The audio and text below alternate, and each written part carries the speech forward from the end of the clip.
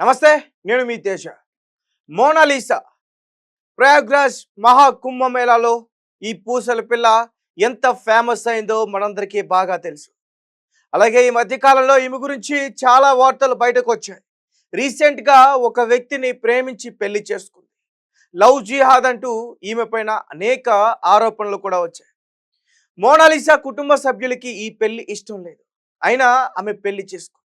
తాజాగా ఈ మోనాలిసాకి సంబంధించి ఒక వార్త వెలుగులోకి వచ్చింది. వాళ్ళ పేరెంట్స్ ఏం చెప్తున్నారంటే ఆమెకి మత్తు మంది ఇచ్చి కిడ్నాప్ చేసి తీసుకెళ్లిపోయారు అనే వార్త రీసెంట్ గా బయటకు వచ్చింది.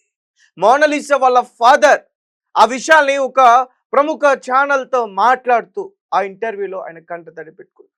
అందరూ మమ్మల్ని తిడుతున్నారు, సమాజంలో మేము తలదించుకోవాల్సిన పరిస్థితి వచ్చింది.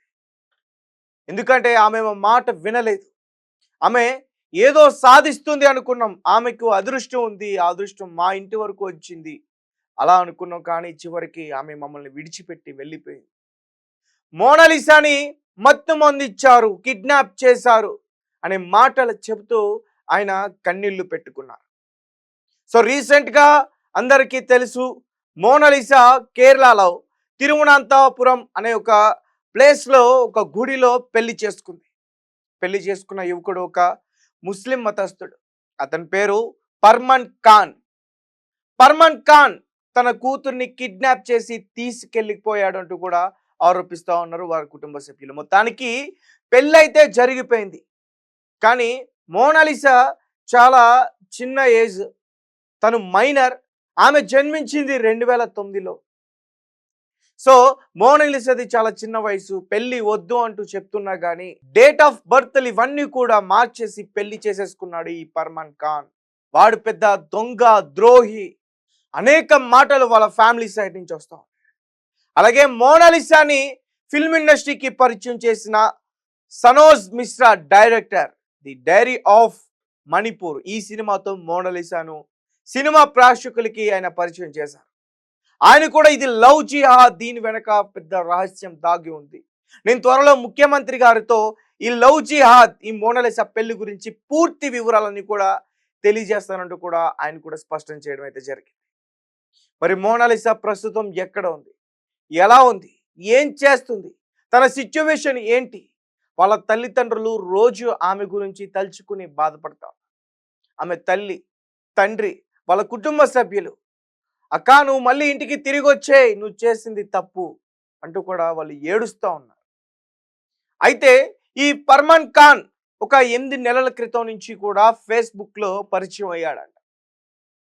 మా ఇద్దరిది చాలా స్వచ్ఛమైన ప్రేమ, ఇందులో ఎటువంటి అబద్ధం లేదు, లవ్ జిహాద్ అసలు లేదు, ఇష్టపూర్వకంగానే మేము ప్రేమించుకున్నాం, పెళ్లి చేసుకున్నాం.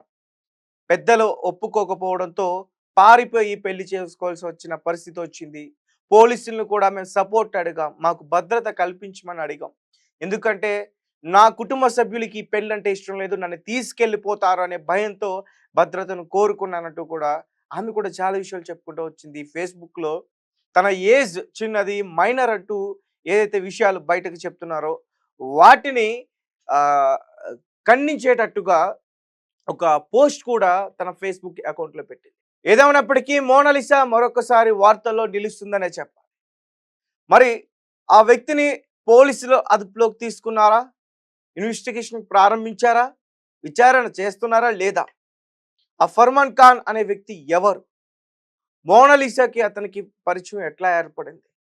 మోనాలిసా కెరియర్ బాగుంటుంది, నిలబడుతుందన్న టైంలో పేరెంట్స్కి ఒక షాక్ ఇచ్చింది ఈ వ్యక్తిని పెళ్లి చేసుకుని.